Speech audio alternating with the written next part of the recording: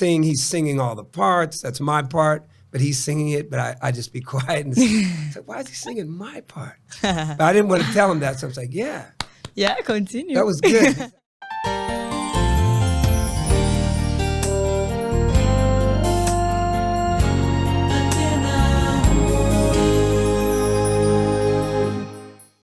Olá, pessoal! Hoje eu estou aqui com o Fantastic Negrito e a gente vai fazer uma entrevista, então vamos começar. Hi, Xavier! It's so nice to meet you. Thank you so much for coming here today. Thank you very much for having me. I'm Maria Augusta, and it's an honor to interview you. Nice to meet you, Maria Augusta. Maria Augusta. Nice to meet you too. So to start off, welcome back to Brazil. And what can you tell us about your show in São Paulo in your third time here? Any new songs? What can I tell you? I hate to tell you anything because I like to show you. But if I have to tell people, I always say my show is like church without the religion. Mm-hmm. Like in America, especially the black church, we have a very high spiritual vibration. All the amazing black singers from the beginning usually come from the church. Mm-hmm. So for us, the church is where you learn all the music. So I feel like my show feels like church without the religion. Nice, thank you. And here at Antena, we have a deep appreciation for old school music, and we are big fans of the timeless sound of your Black roots music and the sound of the Police as well. Oh yeah. Your single Undefeated Eyes, released this year in collaboration with Sting, carries a lot of emotional weight, and I found the partnership between you two so natural, as if your artistic visions complement each other organically. So how did that collaboration come about, and what was it like working with him? Well, thank you. First, I want to say that he wanted me to open for him in a place called Taos, New Mexico. Now, this is close to Santa Fe.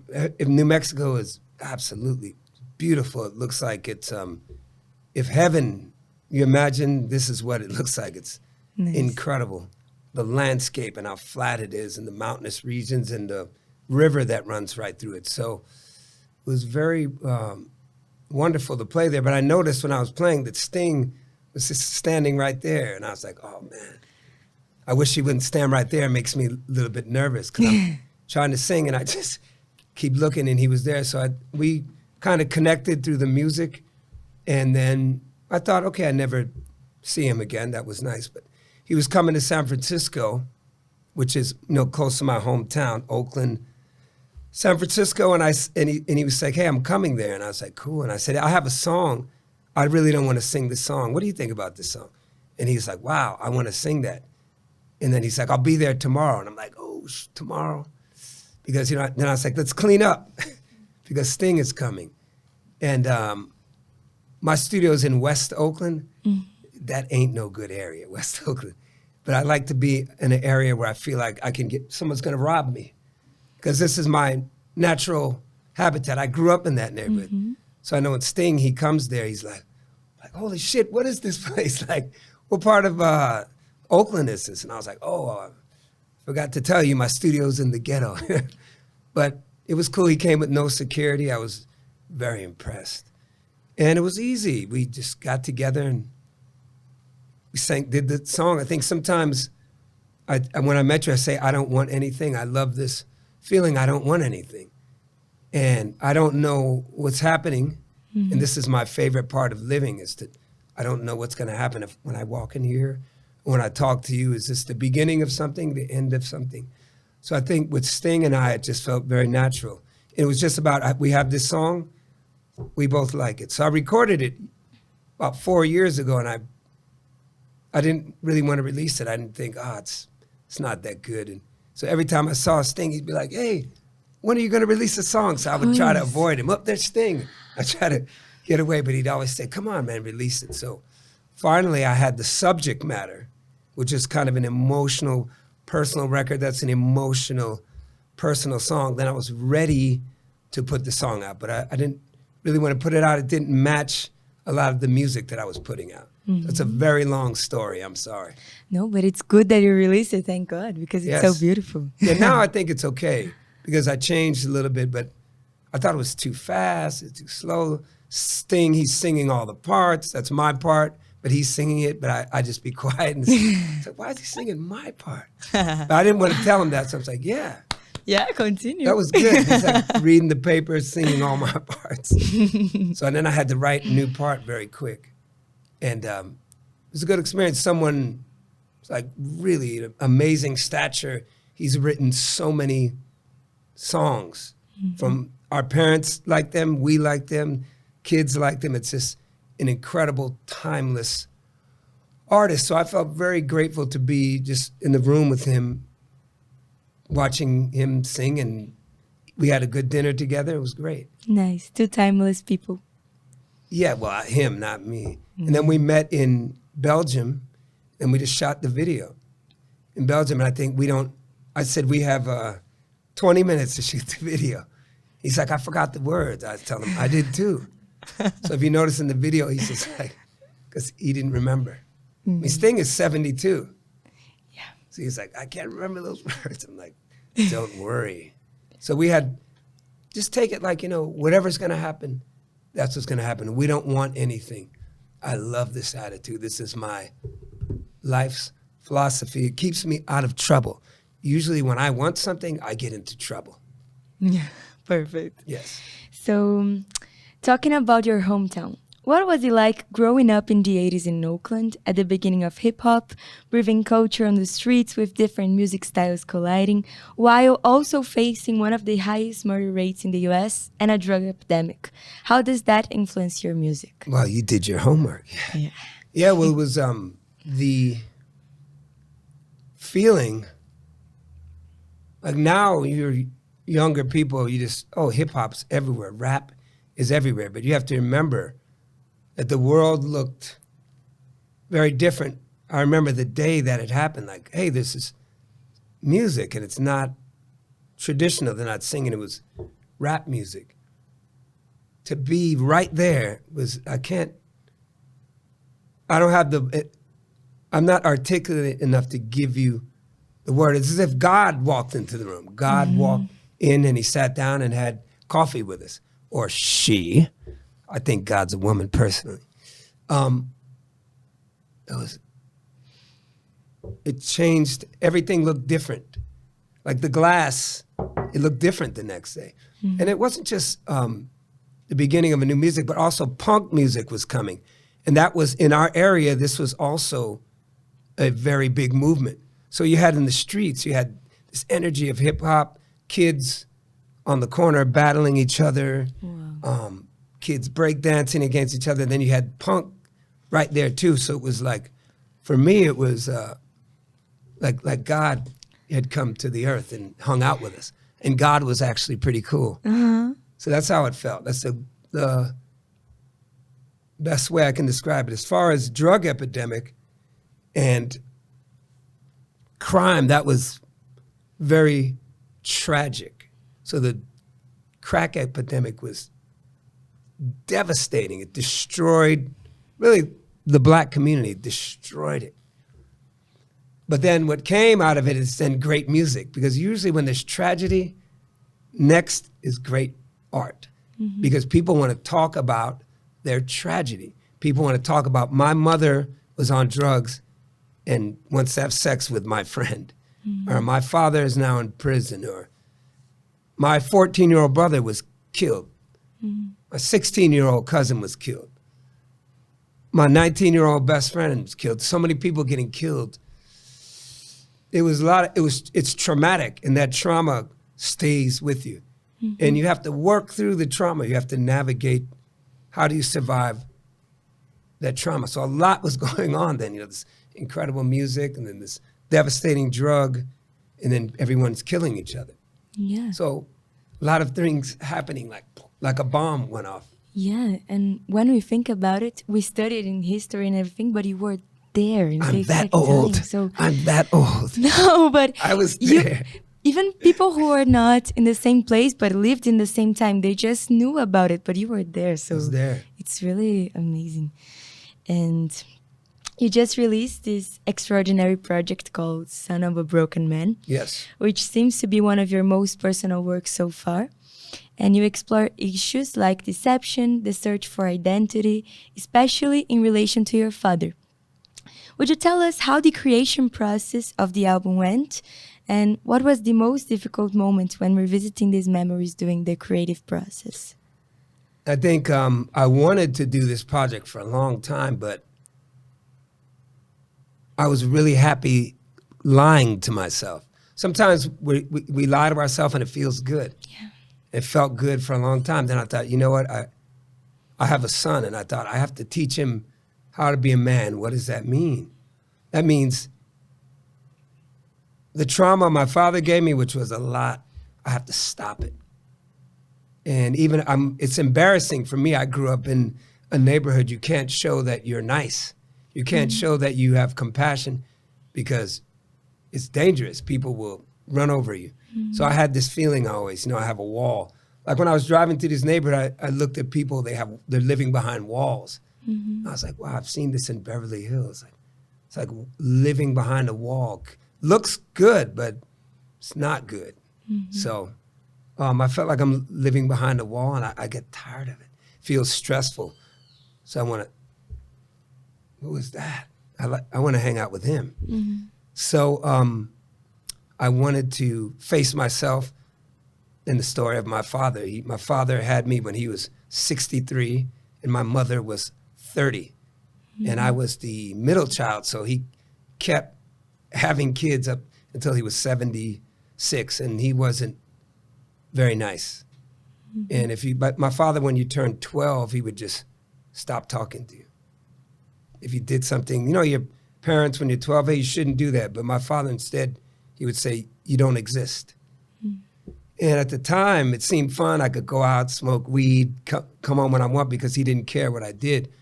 But it was very traumatic, and it affected the way that I treated people when I was relationships with girls, everything. I was a very terrible person, mean, because I was so afraid. And I had to have the courage to tell everyone in the world, hey, I was afraid, I was hurt. As a man, that's hard. Yeah. But I feel better saying it. And that album, it came with a lot of tears, which is hard to admit because I want to project the image that I'm invincible. So this album was very difficult to make. It takes a lot of courage to be vulnerable. It does, and it's not a great feeling, but once you do it, you don't feel the stress or the pressure. But I don't want to just call my dad completely evil. But I mean, put your kids on the street at 12, that's very hard to forgive because the street's so dangerous. So many things happen to you at 12 that maybe you can't come back from. But he was old. He wanted to have kids. I always tell people I'm old sperm.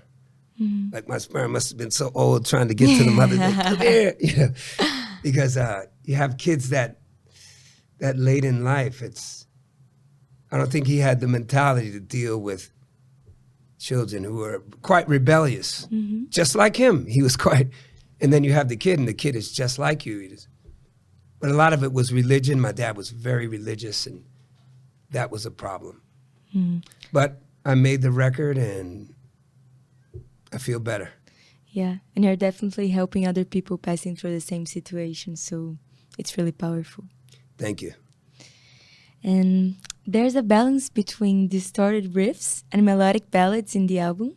So I wanted to know, how did you decide to explore these different dynamics to tell such a deep and emotional story? Well, I think one thing comes back to my mind is that I don't want anything. And I think it's very powerful when you're making the record is that you don't want it. It doesn't have to be cool. If you don't buy it, I don't care. If somebody hates it, I don't care. I just want to get to the source. Because the source is the freedom. It's the medicine. So I think when I'm making the record, I really have to take off my clothes. Not really, but the bull, the ego, the fear. So I thought, make the real record.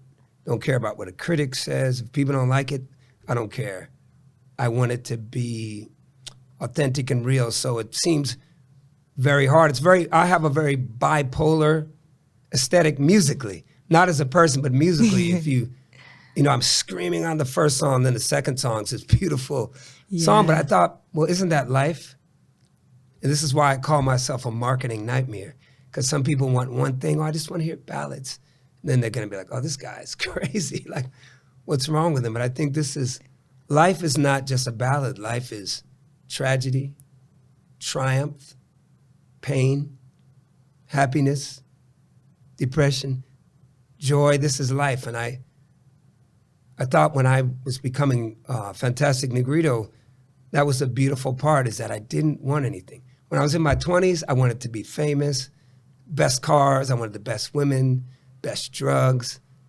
I moved to LA and I'm this guy, I got a big record deal. But when I was making Fantastic Negrito, I was already a middle-aged guy. I was in my late 40s and I'm just standing on the street, I'm just playing and I realized I don't want anything. I felt very powerful. Someone's like, you should do this, you should change. I go, I don't want anything, I'm free.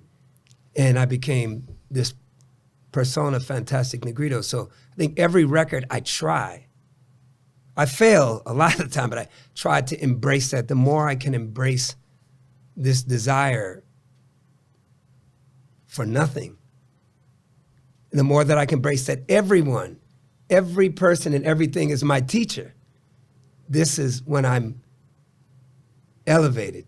And I think the music comes through, and then when I make it, I'm not sure.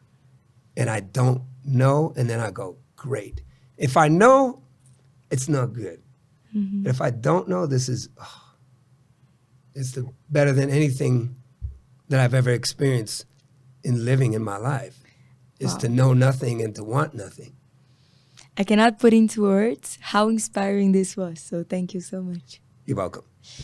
And in the song Living with Strangers, you delve into the emotional weight of past traumas, resurfacing, and how they seem to echo in present situations, creating a kind of emotional disconnection from the world.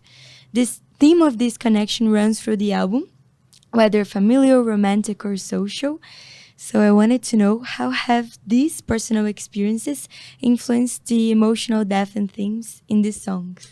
Well, Living with Strangers, because my dad stopped talking to me when I was 11, and he was sitting at the table one day. I said, Dad. And he just drinking his coffee, just reading. I said, Dad, like 10 times. He just, nothing. Now, I was so young, I don't know, what is this feeling I have? I'm walking away and I was like, oh, I don't know what it is. But later I learned that's humiliation. Oh, that's humiliation, okay. So I just left 12, I can't be here. Someone doesn't think I exist. And then I was in the streets. These are kids, rough. I was living with strangers, and the police catch me so many times. Mm-hmm. Sometimes I got away, though. And then they put me in these homes. Do you have this in Brazil, like the home for children? Like foster care? Yeah, but it was like group home. Mm-hmm. So then I was thinking, wow, that time I'm living with strangers. It was a lot of, it's very cathartic. I don't know to just exercise that demon and to know that even he was my teacher too. It's all my teacher, and I'm here now. I'm in, where am I? Sao Paulo, Brazil, and we're talking about this song, and that's a victory. Yeah. That means that we turned the bull into good shit. Something that was my trauma, I want to pimp it. When I was growing up, people pimped women. I felt bad about this. Why the woman has to do this? But I thought, I'm going to pimp my trauma. I won't let my trauma eat me, consume me, make me do drugs, make me be mean to people. I want to turn it into music, into art, into film. Like, you can take all this trauma and you can make something incredible, make a movie. I made a film, anything. I think that makes trauma kind of useful. I don't want everyone to go through what I went through. Of course. And people have been through worse than me too. Mm-hmm. People have been through worse. But I want to say, use that trauma for something kind of cool, something kind of good. I think creation is, if there's a God, I don't know yet. But I think that that's the closest we come to God, is to be creative. Whether we're creating this podcast, or if you want to make a shirt or a necklace or a glass, whatever it is, or create a good conversation, this is the closest we can get the feeling, what is this God experience and what is it? Beautiful. And there's also a song that is different from the rest of the album, This Well, they're Little all Light of different, Mine. Yeah. Oh, this little But light.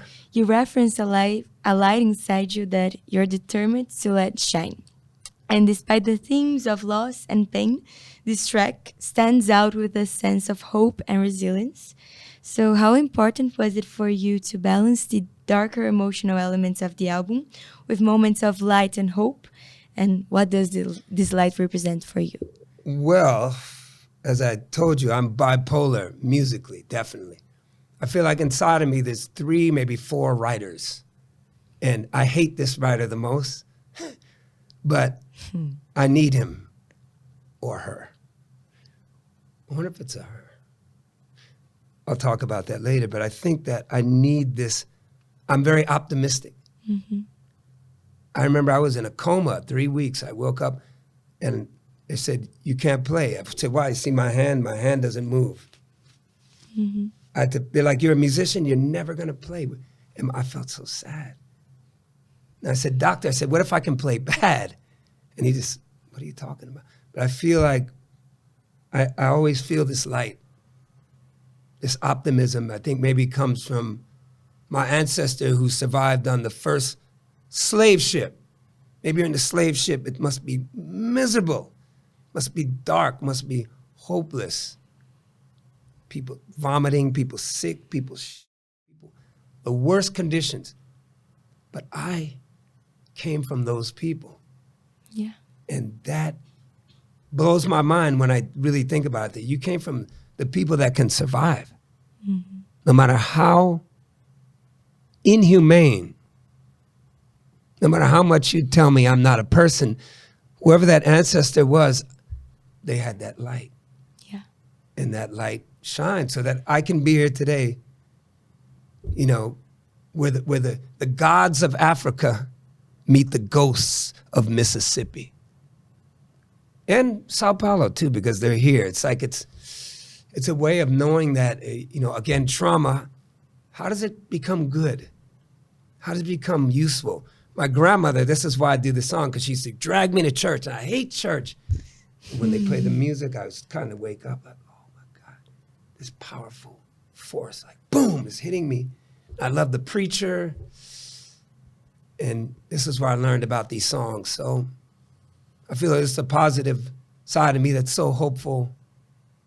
I want to be angry, and that's my nature, but I have to let the nice person on the album too. Of course. And so I'm happy to celebrate my grandmother, who lived to be 97. It's the only person in the world that I felt genuine love from in my life, besides my children. I doubt my wife just tolerates me. Yeah. my kids actually love me. Oh, you love me. That's great. But I felt this love for my grandmother. So I want to put this for grandmother because she's everything. Nice. Yes. And going back in time, your Grammy-winning album, Have You Lost Your Mind Yet?, questions the current value system. We live in a world where importance is often measured by the number of likes and followers on social media, where superficiality and image seem to take priority. So yet, this music became something meaningful also by reaching #1 on Billboard Blues, winning a Grammy, and receiving all this acclaim because of the people and not the algorithms. So does that make you more optimistic about people's values? Well, first of all, it's meaningless in a sense. Accolades, Grammys, Billboard #1, it doesn't mean anything really. I think what means something is that you create something that you believe in. Yeah. And I think that is the power of this planet, this earth, these vibrations we feel from the trees and the soil and people and touch and taste. I just had a great meal. Thank you, Nanda. That was a great meal. Good health. You look into the eyes of your mother and your father. People love you. People care. Are you okay, man? Did you sleep? Are you taking care of yourself? I like this stuff a lot. I feel like it's funny, I won a Grammy for the first time. I was like, what am I doing here? I'm looking around, I go, okay, I don't know what to do with the Grammy. So I take it and I try to put it on a shelf. But I remember I just kept playing music, and then all of a sudden I'd go like, and I'd look at it, I'm like, oh, stop looking. So I put it and I'd play, they got me. They got me. I'm like, is this a Grammy chord thing? I don't know. Is this a Grammy note? I don't know. So I remember I just got rid of it. And I felt so good and so free and powerful. And I won another Grammy. You know what I did? This time I say, all right, everybody come have dinner. We look at the Grammy, see it, I wrap it up, I get rid of it. Another one comes, I feel the same way. Like, I don't want to diminish the people that work on it. Like, you're working on it. He's working on it. Everybody works to make you who you are. Like, people say, I'm self-made. I hate this word, self-made. No one is self-made. In our journey in life, everyone is helping us. Even they open the door, even I'm having a bad day, and she said, good morning. I'm like, oh, wow, now I won't kill myself. I mean, like everyone is helping us. Maybe we just don't want to give the credit. Yeah. And that's the problem. So I remember I had the dinner because I said, I don't want to go to the Grammys. I don't like this whole thing. And somebody, a friend of mine said, hey, it's not about you. They taught me that, like, it's about everyone that worked, everyone that interviewed you, everyone that gave you a sandwich or water or helped you out. And so I love to be grateful, celebrate it, but then I need to get rid of it because it's pulling you into this, like the music industry. The music industry kills people. Yeah. It kills people. Think of the greatest artists that lived. Well, Michael Jackson, he died on the floor alone.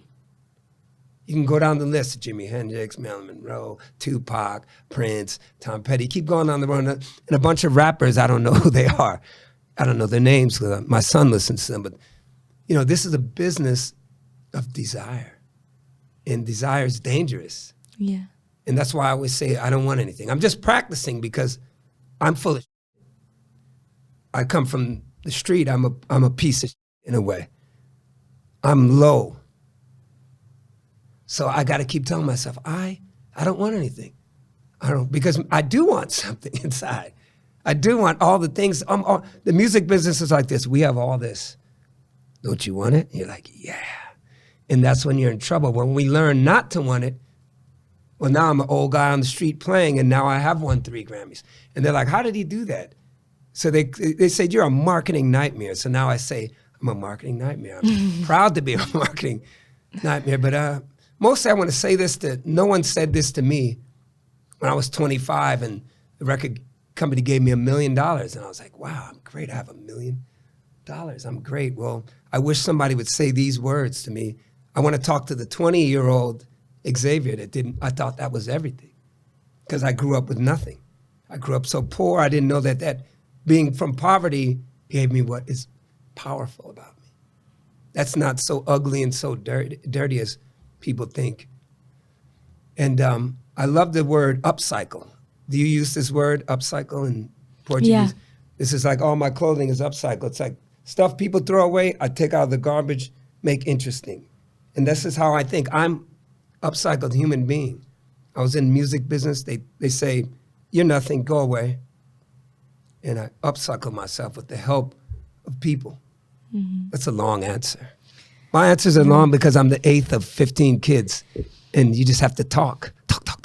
So please shut me up when you need. No. I give one word answer. I Please know. edit this. No, everybody's loving the ansers, I'm sure. I don't know. They're like, we need to get a break here, a cigarette. Like, somebody wants a cigarette here, don't lie. Bad. So the next is my last question. Yay. So their hearts are clapping. But field. I was going to ask you about this dilemma that young and old artists Wait, have I didn't hear nowadays. the first thing you said. Dilemma. Oh, dilemma. Okay. Yeah. Because many emerging artists face the reality of relying on algorithms to stand out and survive. And beyond the algorithms, there's also the issue of cancel culture, which causes musicians to censor themselves for fear of saying something wrong that could impact their careers. So, how do you see this struggle between the need to create something authentic and timeless? And what would you say to these artists? Because if they want to survive, pay their bills, sometimes they need to appear, have visibility. They can only do that if they play along with the musical industry. So I would say don't be an artist. The world doesn't need you.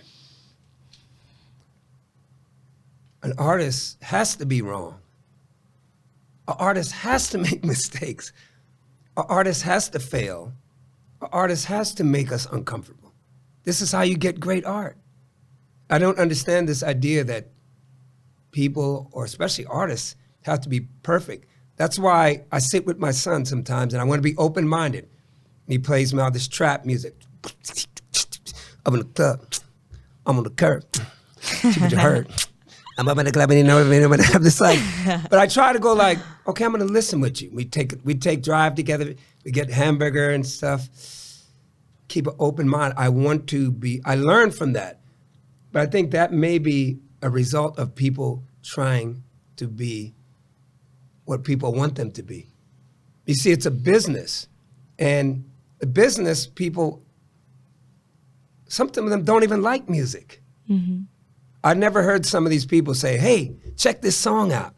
I've been driving with Nando and he's like, check this song out all the time, which tells me he loves music.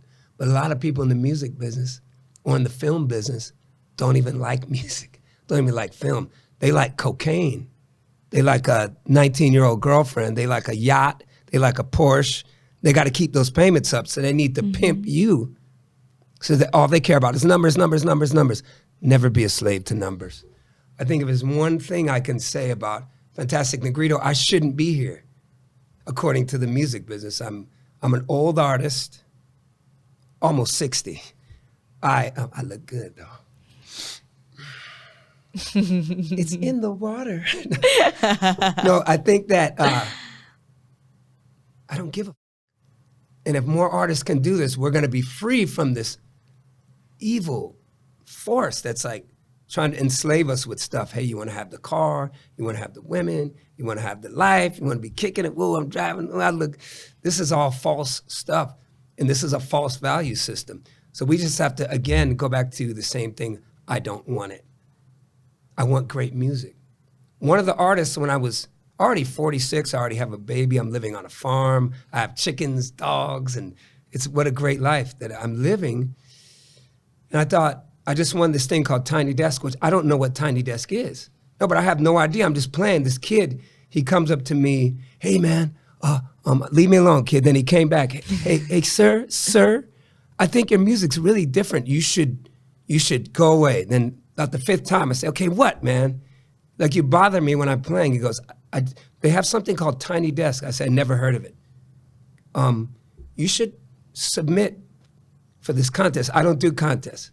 I'm telling you because I just feel something. I still know this kid. I still don't know what Tiny Desk is. I'm going home, I'm changing diapers, being yelled at by my wife and, trying to clean the chicken coop. I'm living a different life, but I'm having fun. I'm enjoying myself. I don't know social media. I'm just playing music that I love. So about the 8th time this kid comes, this time I'm laughing at him. What, man? And then I admire him. I said, you don't quit, do you? It reminds me of myself. When I was your age, I never quit. I never, ever quit. First record deal I had was for $1 million. I'm gonna win. I feel like this way because trauma, that's why. So I remember I just filmed this really bad video, but it was dangerous, I feel like. It was really, the sound is terrible because I didn't care. I didn't want to win it. I didn't know what it was. That's the power I want to give to emerging artists. Listen to me when I'm saying I don't care. I don't want it. I want to make a good song. I want to make a good film. I want to make the best interview ever.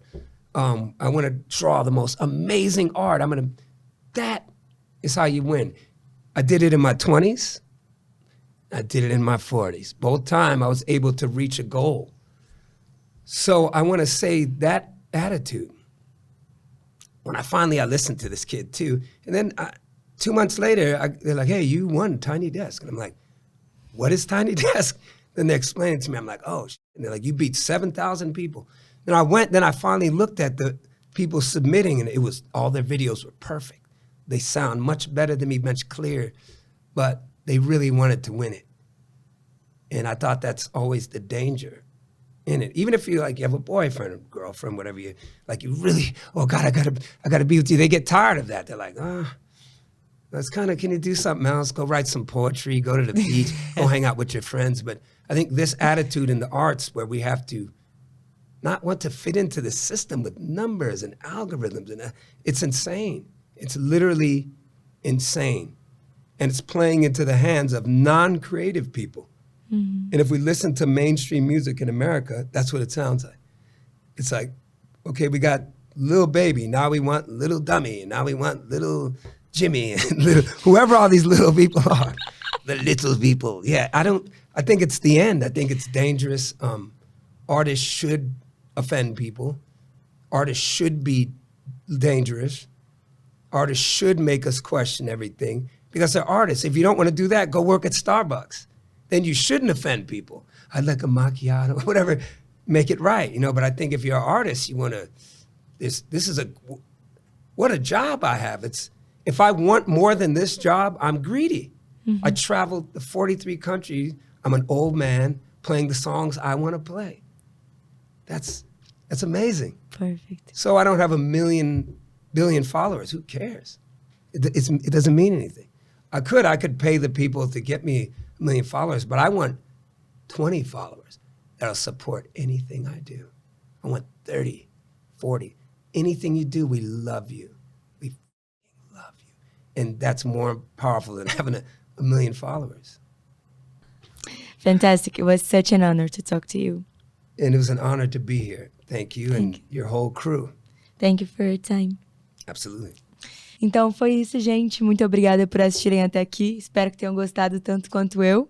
E nos vemos na próxima. Não se esqueçam de curtir e comentar no vídeo. Tchau, tchau.